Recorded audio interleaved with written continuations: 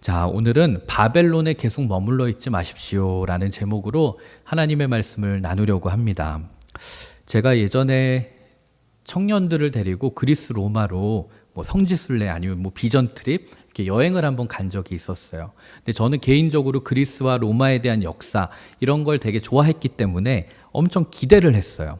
그리고 이제 가면 거기에 이제 그 엄청난 건축물들과 책에서만 보던 그런 장면들이 실제 눈앞에 있으니까 얼마나 기대가 됐겠어요. 그런데 여러분, 가보신 사람들도 있겠지만 막상 현장에 가보면 생각보다 별거 없습니다. 그리고 되게 실망하게 돼요.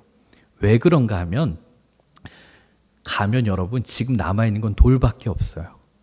그냥 그 기둥 막 깨진 거 있고, 사진 한번 보여주세요. 저희가 포로 로마노라고 옛날에 로마의 어떤 시청 같은 곳이에요. 엄청 번화된 곳인데 와, 저기를 실제로 갔더니 일단 땅은 넓어요. 근데 그 건물의 그 잔해와 이 골격을 알아볼 수가 없을 정도로 그냥 가면 잔디밭에 막 돌 던져져 있고 그냥 그래요. 그리고 그 막 돌 하나 큰 거 하나 있는데 이 돌에 막 설명 써 있는데 그냥 돌 바위 같아 보이는 그런 것들이에요.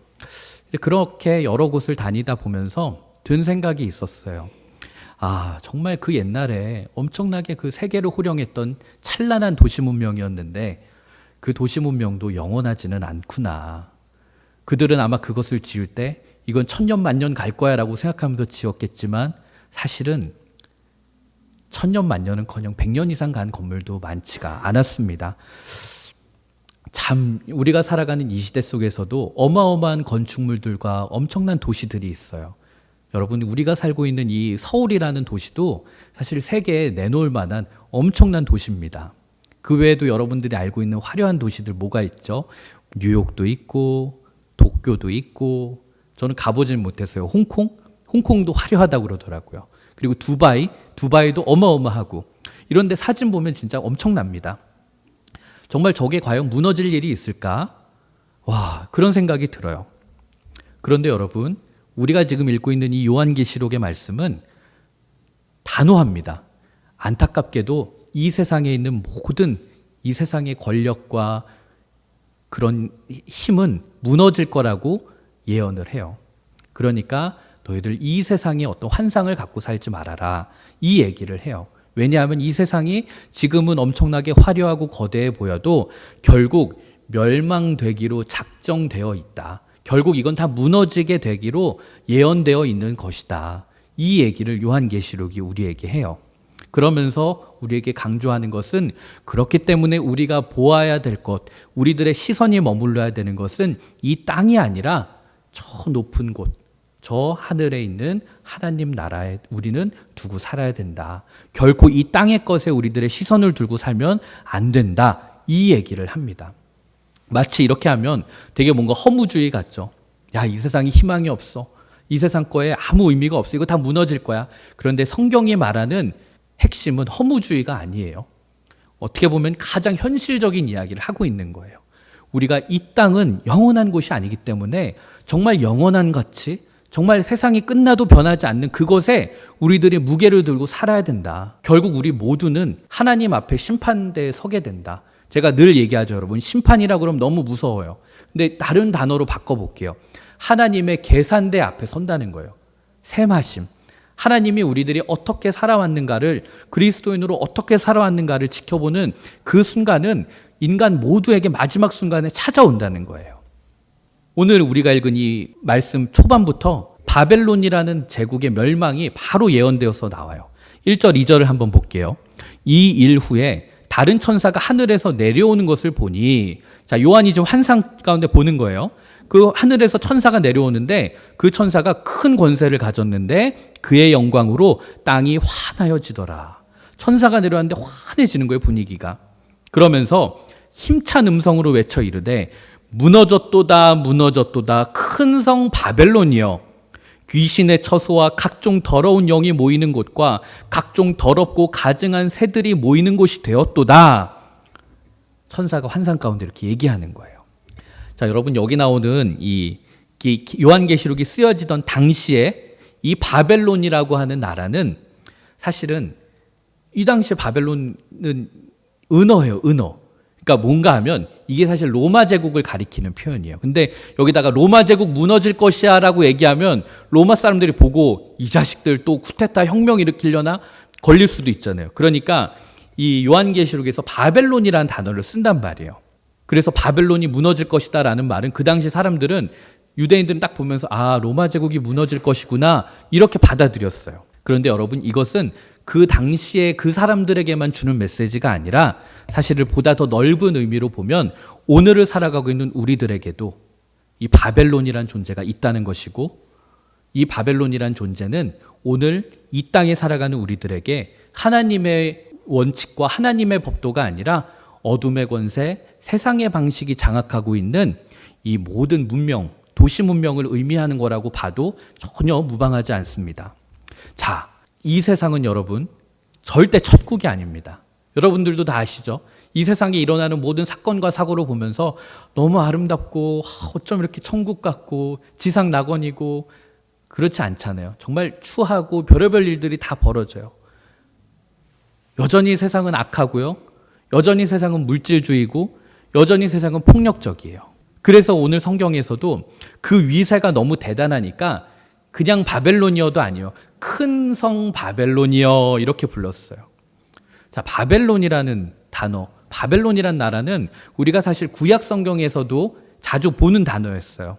근데 이 바벨론이라고 하는 이 단어의 어원이 어디서부터 시작이 되냐면, 여러분들도 성경 안 읽어도 다 한 번씩 들어봤을 거예요. 창세기 11장에 보면 하나님을 대적하기 위해서 인간들이 쌓은 탑이 있었어요. 그 탑 이름은 바벨탑이었어요. 그림을 보면 알겠죠. 이게 상상도인데, 이렇게 인간들이 하나님에게 거역하고 우리 인간의 중심의 문화, 우리 인간이 정말 능력이 있다는 것을 보여주기 위한 어떤 일종의 선언적인 건축이었어요. 자, 이 건축의 핵심은 그거였습니다. 우리가 이 땅의 평화를 위해서 우리가 하나가 됩시다라는 의미가 아니라 우리가 하나님에게 대항할 수 있을 정도로, 하나님에게 한번 맞설 힘을 모읍시다라는 취지로 이들이 하나가 되자, 연합을 하자 했던 것이 바로 이 바벨의 정신이었습니다. 그런데 여러분, 저 바벨탑이 어떻게 됐죠? 저 바벨탑은 하나님의 진노를 사서 와그리 무너져 버렸어요. 그리고 그들이 만들던 사람들이 언어가 갈라졌다고 그러죠. 서로 대화가 통하지 않게 되고 서로 소통이 되지 않게 된 거예요. 자, 여러분, 이 바벨탑이 무너졌어요. 그런데 이 바벨탑이 갖고 있었던 그 정신만큼은 아직도 무너지지 않고 우리가 살아가고 있는 이 시대 속에서, 이 문명 속에서 시퍼렇게 꿈틀거리고 있다는 겁니다. 그냥 당장 눈으로만 봐도 여러분, 지금 오늘날의 이런 제가 아까 언급했던 화려한 도시들의 특징 가운데 하나는 하늘을 치솟는, 정말 하늘을 뚫을 것 같은 그런 높은 고층 건물, 스카이타워들을 지으면서 우리의 힘에, 우리의 기술이 이만큼 대단해라는 것을 보여주기 위해 급급합니다. 그러나 다시 한번 반복하지만 바벨론은 반드시 무너지게 될 것이라고 성경은 우리들에게 얘기해주고 있습니다. 그것도 2절을 보면 여러분, 무너졌도다, 무너졌도다. 2번이나 강조를 해요. 성경은 여러분 결코 무의미하게 반복하지 않아요. 2번 반복은 굉장히 확신이 있거나 확실한 일들을 그렇게 얘기해요. 그래서 성경 보면 여러분, 예수님이 내가 진실로라고 얘기할 때도 있고, 내가 진실로 진실로 너희에게 이르노니라고 할 때가 있어요. 그거는 예수님이 강조하는 거예요. 이건 내가 진짜 꼭 일어난다. 근데 봐봐요. 여기서 보면 무너졌도다, 무너졌도다 강조하는 거예요. 확실히 무너진다. 근데 왜 무너지는가? 그 원인이 오늘 본문에 이 18장을 보면 좀 나오는데, 제가 몇 개만 한번 설명해 드릴게요. 첫째는 이 바벨론이 왜 무너지는가 하면 영적인 타락이 일어나게 되면서 무너지게 될 것이다라는 거예요. 2절을 아까 보면 이런 표현이 나오죠. 바벨론을 귀신의 처소와 각종 더러운 영이 모이는 곳과 각종 더럽고 가증한 새들이 모이는 곳이라고 얘기해요. 여기선 여러분 이 새도 좋은 의미로 보는 게 아니라 악한 세력, 악한 영을 의미하는 거로 보면 됩니다. 자, 우리가 눈으로 볼 때 이 세상의 문화, 이 세상의 어떤 권력, 이런 건 엄청나게 대단해 보여요.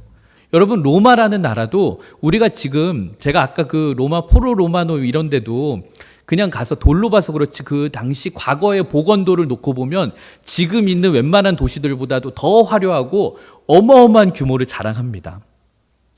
그래서 인간의 눈으로 보면 로마의 그 건축물들이 대단해 보였어요. 그리고 로마에 있는 그 콜로세움, 그 어마어마한 경기장도 대단해 보였고요.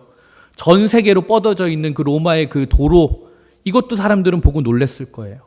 그리고 당시 최고의 군대였던 로마 군인들을 보고도 사람들은 와, 어떻게 저렇게 로봇 같고 저렇게 단단한 저런 군인들이 있지, 모두 다 놀랬을 거예요. 그러나 지금 이 본문 속에서 천사의 눈으로 볼 때, 영적인 눈이 열린 상태에서 로마 제국을 보니까 오늘 성경 표현대로 완전 귀신들의 소굴인 거예요. 자, 귀신들의 소굴이니까 뭐 곳곳에 뭐 처녀 귀신, 무수 귀신 있고 뭐 이런 의미를 하기보다는 보이지 않는 세계가, 보이지 않는 그 어둠의 세계가 이 도시를 꽉 쥐어잡고 있는 그 모습을 요한계시록의 천사의 이야기를 통해서 보여주는 거예요. 여러분, 이걸 시선을 오늘 우리가 살아가고 있는 이 도시로 한번 돌려볼게요. 우리가 눈으로 봐도 여러분, 이 서울시라는 곳은 어마어마한 곳이잖아요. 진짜 와, 서울 참 진짜 멋있는 도시고 엄청난 도시다. 그래서 막 뭐 다이나믹 코리아, 뭐 서울 뭐 얘기할 때도 그런 역동성과 화려함, 스펙터클함 이런 걸 얘기해요. 관광 영상 봐도 그렇죠. 정말 뭐 요즘 서울에 있는 서울타워도 그렇고 뭐 한강 주변을 가도 그렇고 곳곳을 가도 정말 잘 해놨어요. 그리고 여러분들은 안 가봤을지도 모르겠어요. 거기까지 갈 일이 없으니까. 강남역 일대를 가면 정말 거기는 여러분 2시에 가도 3시에 가도 화려함의 극치예요. 정말 수많은 사람들이 왔다 갔다 하고 노래가 끊이지 않고, 와, 전 세계 어딜 가도 이 정도로 화려한 동네를 찾아보기가 힘들어요. 그런데 오늘 말씀에 비추어 보면 영적인 눈이 열렸을 때 이 서울이라는 도시를 보면 로마하고 별반 차이가 없다는 거예요. 우리가 살고 있는 이 도시 역시 어둠의 권세가, 하나님의 율법과 정반대되는 세력들이 곳곳에 숨겨져 있어서 꿈틀거리고 있는 그런 도시라는 거죠. 여러분, 영적인 타락이 이루어지면 반드시 일어나게 되는 현상 가운데 하나가 도덕적인 타락입니다. 왜냐하면 악한 영, 마귀, 사탄은 깨끗한 영이 아니라 더러운 영이기 때문에 반드시 이 영적인 타락이 이루어질 때 도덕적인 어떤 문제들이 곳곳에서 터지게 되는데, 인간이란 존재는 자기가 예배하는 존재를 닮아가게 되어 있어요. 내가 어떤 존재를 예배하고 내가 어떤 존재를 따르냐에 따라서 그게 나의 어떤 도덕성과 내 삶의 모습으로 이어지는데, 도시의 어떤 도덕성이 타락하고 그 도덕적인 기준이 완전 무너질 때 그곳은 사실 영적인 타락이었다는 거죠. 그리고 바벨론이라는 도시가 무너지게 되는 두 번째 이유는 뭔가 하면 정치적인 타락이었어요. 3절을 한번 보면 그 음행의 진노의 포도주로 말미암아 만국이 무너졌으며 또 땅의 왕들이 그와 더불어 음행하였으며 땅의 상인들도 그 사치의 세력으로 치부하였도다 하더라. 자, 여기 나오는 땅의 왕들이라는 표현이 나오는데, 이 땅의 왕들이라고 하는 것은 정치 권력자들을 말하는 거예요.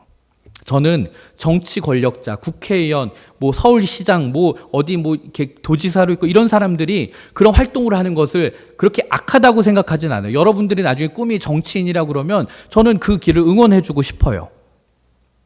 왜냐하면 이 정치 지도자들도 그 자리에서 하나님께 쓰임받는 역할들이 있기 때문에 우리는 그 사람들을 인정하고 존중해야 될 필요는 있어요.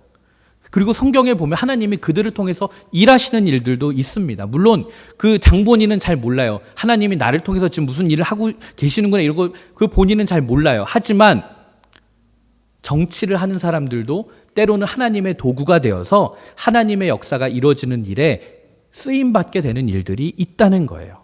뭐 대표적인 게 그런 거겠죠. 하나님께서는 때로는 권력자를 들어서 악을 벌하고 선한 행위를 지키도록 하는 그런 일로 때로는 정치 권력자를 쓰기도 해요. 그래서 하나님이 이 땅에 다시 오시기 전에 아직도 이 땅에는 정치 지도자들, 정치인들이 필요한 거죠. 그래서 그들이 정치를 잘하면 정말 이 땅 가운데 나름대로의 평화가 오고 하나님의 뜻이 조금씩 이루어지는 거예요. 그러나 여러분, 절대 권력은 늘 절대 부패하게 되어 있습니다. 사람은 누구나 어떤 완장이 채워지고 어떤 관직에 오르거나 자리에 앉아지면 변하게 되어 있습니다. 수많은 정치 지도자들을 보세요. 선거 전에는 사람들에게 굽신굽신하고 사람들을 섬기겠다고 말하지만 어느 자리에 오르게 되면 그때부터 국민과 사회의 약자와 소외된 사람들에게는 아무 관심이 없습니다. 그리고 힘 있는 자의 편에 서서 힘 없는 자를 짓밟는 그런 모습들. 그런데 오늘 이 말씀을 통해서 우리가 보면 마지막의 때가 되면, 종말의 때가 오면 이런 정치적인 권력의 타락이 심화된다는 거예요. 바벨론, 그때를 말하면 로마 제국이 여러분 망해가는데 정치 권력의 타락이 그 원인이었다는 거죠. 자, 세 번째는 경제적인 타락이 이루어졌대요. 바벨론이라는 곳이. 자, 로마 제국을 말하는 거겠죠. 3절의 후반부를 보면 땅의 상인들도 그 사치의 세력으로 치부하였도다 하더라. 자, 여기서 말하는 땅의 상인들은 여러분 오늘날로 맞으면 비즈니스맨들, 사업하는 사람들, 장사하는 사람들을 얘기하는 거예요. 여러분 장사해서 돈 벌고 사업해서 돈 버는 거 뭐가 나빠요? 이것도 필요한 거예요. 여러분들이 이왕이면 사업해서 돈 많이 벌고 테슬라 같은 회사도 세우고 애플 같은 회사도 세워서 정말 수십 조를 굴리는 그런 경영가가 되면 좋을 것 같아요. 그래서 그걸 가지고 하나님이 주신 재능이니까 가족들도 먹여 살리고 누군가 필요한 사람들에게 필요한 욕구를 채워주고 그래서 그 도시가 그 나라가 번창하게 되고 그럼 좋죠. 그럼 그것은 하나님께 쓰임받는 길이에요. 그러나 자, 악한 세력, 악한 영들은 이거마저도 망가뜨려 버리는 거예요. 그래서 사람들의 욕심에 그냥 기름을 부어버려요. 그래서 장사를 하고 사업을 하는 사람들이 이것을 가지고 기본적인 생계가 유지가 되고 내가 먹고 살만 해졌는데도 불구하고 여전히 그것을 가지고 사회적인 약자들, 소외된 사람들이랑 함께하지 않고 여전히 그것을 가지고 부적절한 방법으로 돈을 불리거나 주가 조작을 하거나 여러분 주가 조작 TV에 나오는 연예인들이고 사람들 보세요. 돈이 한 푼도 없어서 그러나요? 그 사람들 재산이 30억이고 40억이고 돈이 있어요. 근데 그걸 가지고 선하게 쓸 생각보다 이걸 가지고 이걸 또 어떻게 더 불릴까를 고민하는 거죠. 돈 한 푼도 없고 살면 나쁜 짓도 못해요, 여러분. 이 사람들이 이제는 이 정도면 되는데 그거에 만족하지 못하고 더 불의한 방법들을 써버리는 거죠. 오늘 말씀 보면 사치의 세력으로 치부하였도다 이 말은 오늘날 우리의 표현으로 따지면 남아도는 돈으로 로마 제국이 여러분 돈 얼마나 많았겠어요. 전 세계 그 곳곳에 퍼져 있는 그 식민지 도시에서 돈 올라오고 노예 가지고 여러분도 생각해봐요. 여러분 일 안 해도 돼요. 노예가 수십 명이에요. 그럼 그 사람들 나가서 농사 짓고 그거 팔아서 돈 들어오면 여러분들은 뭐 그냥 앉아가지고 청포도 따먹고 그늘에서 막 고기 뜯어먹고 그러고 사는 거예요. 그런데 로마 제국에 있는 그 사람들이 부유층들이 약자를 돌보는 일을 게을리하고 과소비를 일삼고 호의호식했다는 거예요. 자기들 먹고 사는 데에만 집중했다는 거죠. 우리가 읽진 않았지만 이 18장 12절 13절을 보면은 1세기경에 로마 제국의 그 상인들이 주로 다루었던 무역 상품들이 나오는데 여기 보면 뭐 금과 은과 보석과 진주와 세마포와 자주 옷감과 비단과 붉은 옷감 뭐 막 나와요, 여러분. 향료, 계피, 뭐 향. 근데 이거 여러분 자세히 한번 보세요. 이게 생활 필수품이 아닙니다. 잘 한번 여기 나오는 이 아이템들을 보면 이게 생필품이 아니라 자기 부와 명예를 과시하기 위한 당시 로마 제국 사람들의 사치품들이었다고요. 서민들은 감히 구경도 못하는 그런 물건들이었는데 이게 로마 제국에 있는 귀족들에게는 넘쳐났다는 거예요. 여기 나오는 표현 중에 재밌는 건 이런 표현도 있어요. 13절을 보면 종들과 사람의 영혼들도 있었다 이렇게 얘기해요. 이거 뭐예요, 여러분? 사람을 팔고 노예 제도를 말하는 거예요. 노예를 물건처럼 사고 파는 그런 행위까지 있었다는 거죠. 세계를 제패한 로마 제국은 하나님께서 어떻게 보면 부여해 주신 권력이고 돈인데 이것을 선하게 쓰기보다는 상류층의 사치스러운 생활로 그들의 어떤 유흥을 유지하는데 모든 돈을 다 썼다는 거죠. 아시잖아요, 여러분. 로마 제국에 있는 귀족들이 얼마나 방탕했는지. 여러분 로마 제국에 있는 사람들 다루는 영화 봐요. 다 18세 미만 시청 불가입니다. 음란했고요. 타락했고 여러분들이 알고 있는 선으로 얘기하면 그들을 먹다가 배가 부르면 어떻게 했어요? 토해가지고 다 버려내고 다시 또 먹었어요. 미친 거죠, 여러분. 배부르면 안 먹으면 되죠. 근데 진짜 정신이 나간 거죠. 먹다가 너무 배가 불러. 치킨 한 마리로 배부른데 더 맛있는 치킨이 왔어. 그럼 토하고 그거 뱉어내고 다시 또 먹는 거예요. 그 정도로 정말 여러분 얼마나 그들이 사치스러웠습니까?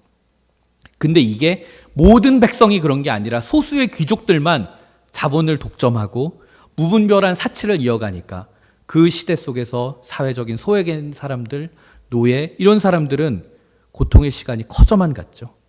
그래서 사실 로마 제국이 여러분 야만족에 의해서 멸망했다고 우리들은 얘기하지만 사실 로마의 역사를 보면 이미 내부적으로 골마가고 있었어요.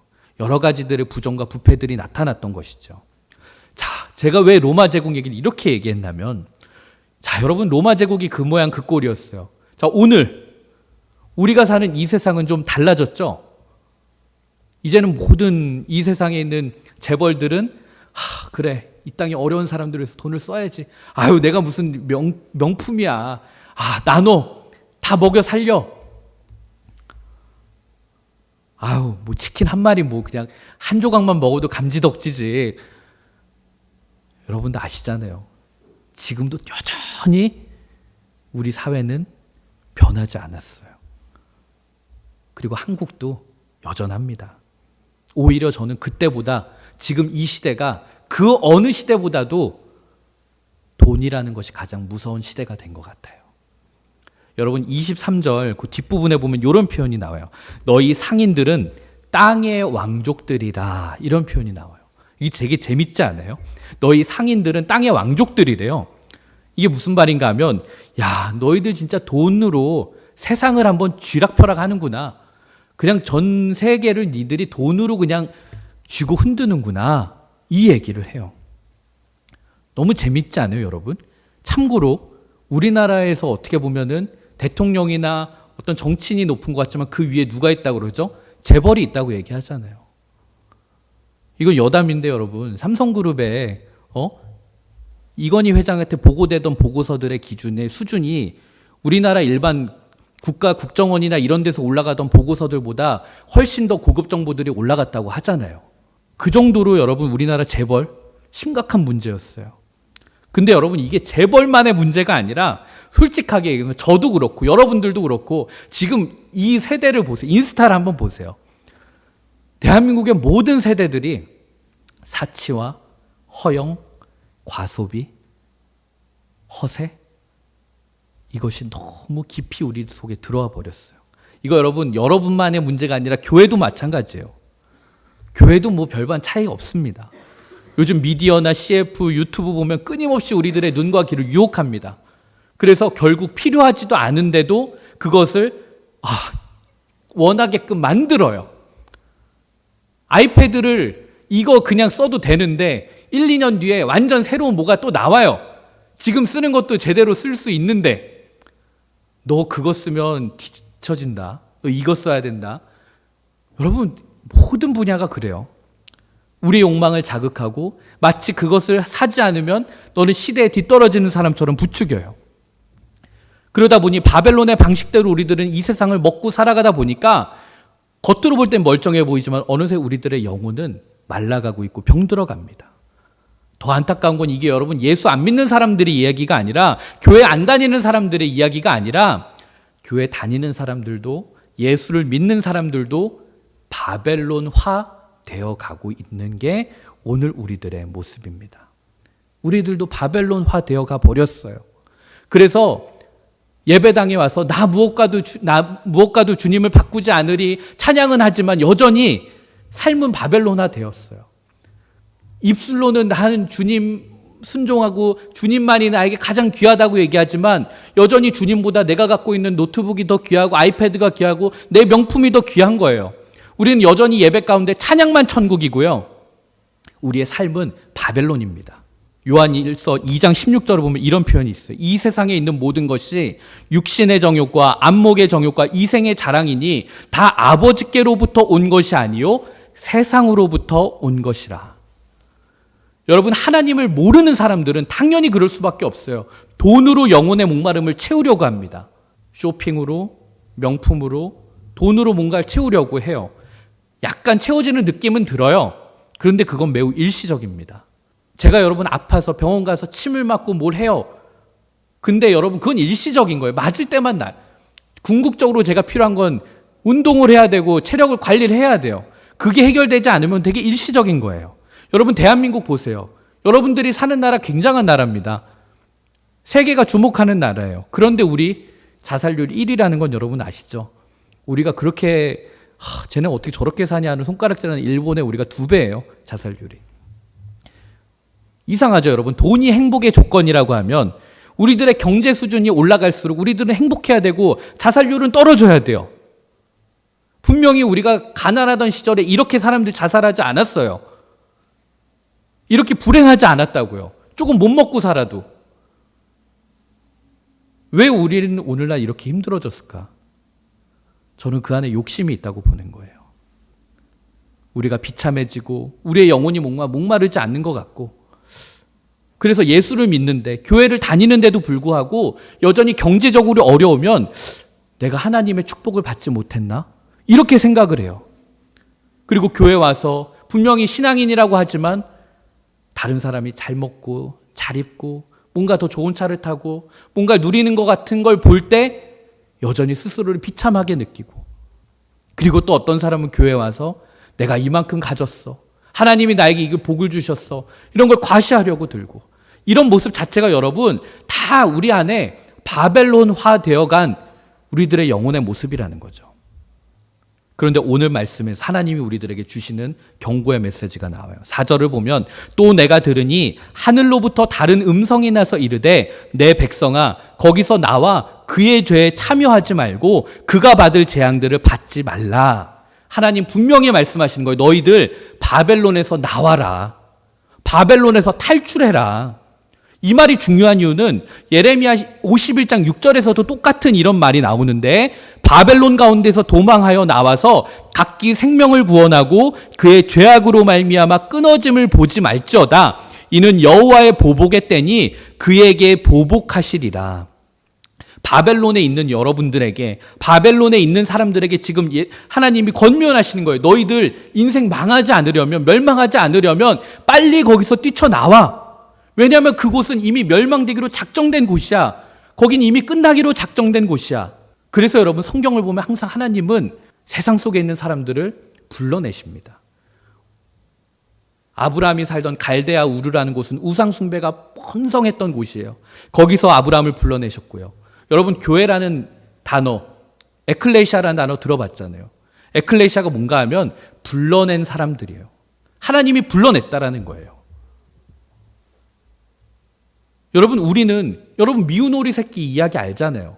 거기서 백조였는데 자기가 백조라는 걸 모르고 그냥 그렇게 살아가다가 어느 순간에 깨닫게 되잖아요.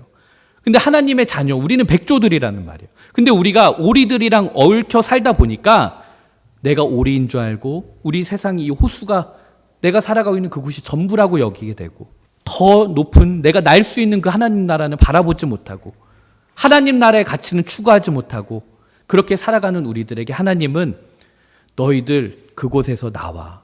바벨론에서 탈출해. 자, 여러분 바벨론에서 나오라는 이 말은 너희들 이제 세상을 떠나서 저기 산속으로 들어가서 저기 어디 절에 들어가서 그냥 아무도 없는 곳에 수도원 같은 데서 살라 이거 아니에요, 여러분. 그렇게 해서 갔던 게 수도원 운동인데 수도원 운동도 그렇게 100년, 200년 지나니까 여전히 타락했다고요. 하나님이 우리들에게 떠나라는 말은 너희들이 지금 살고 있는 이 세상에서 그냥 도망쳐 나와서 다른 데로 아무도 없는 곳으로 가라 그 말이 아니에요.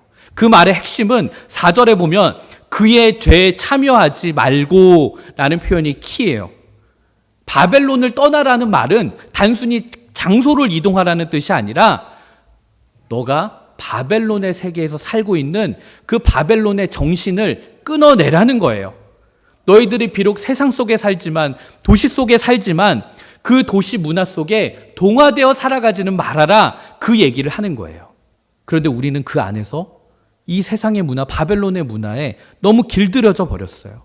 그래서 우리들의 말과 행동과 생각과 의식 모든 것에 바벨론의 문화가 들어와 버렸어요. 그러나 여러분 잊지 말아야 될 것, 우리가 지금 살고 있는 이 시대는 바벨론과 같은 시대지만 우리는 결코 바벨론화 되어서는 안 된다는 거예요. 왜냐하면 우리가 바벨론화 되어버리면 이 세상을 하나님의 나라로 우리가 바꿔낼 수가 없어요. 여러분, 하나님의 나라는 영토의 영역이 아니라 하나님의 주권의 영역이라고 그랬잖아요. 우리가 바벨론화 되어버리면 이 땅 가운데 세상을 바꾸질 못합니다. 여러분, 교회들도 마찬가지예요. 교회들도 여전히 바벨론의 문화 속에 있어요. 얼마나 교회가 헌금을 많이 걷냐, 얼마나 교회가 규모가 있냐, 얼마나 사람이 많냐, 이런 걸로 하나님이 이거 보시면서 얼마나 속상하시겠어요. 여러분, 요한계시록이 강조하는 참된 교회의 모습은 십자가와 예수님을 강조하는, 십자가 예수님만 자랑하는 그런 것이 교회입니다. 그리고 한 영혼을 소중하게 여기는 것이 요한계시록이 강조하는 교회의 모습이에요. 여러분, 우리가 오늘 이 시대가 정말 위기의 시대라고 말을 하는데 과연 이것이 세상만의 문제인가? 오늘 내가 바벨론화 되어 가서 살아가기 때문에 내가 세상을 이렇게 스스로 자초하는 것은 아닌가 우리가 돌아봐야 돼요. 오늘 말씀을 마치면서 여러분들이 한 번쯤 돌아봤으면 좋겠습니다. 내가 예수 믿는 사람이라고 얘기하지만 내 안에 세상의 어떤 바벨론의 문명 속에서 바벨론화 되어 가버린 나의 모습은 없었는가? 우리가 비록 오늘 담임 목사님 표현 중에 그러잖아요. 그래도 알고 우리가 그 유혹에 넘어가기도 하고 그 유혹에 빠져서 힘든 일이 생기기도 하지만 그래도 우리가 의식하고 알고는 살아야 되지 않는가? 저는 여러분들이 넘어져도 돼요. 세상 유혹에 빠져도 돼요. 그런 일 여러분들이 살아가면서 얼마든지 있을 수 있어요. 그러나 어떻게 살아가는 것이 내가 하나님 나라를 이루면서 살아가는 것인가? 그 의식만큼은 하면서 살아가는 저와 여러분이 되었으면 좋겠습니다. 기도하겠습니다.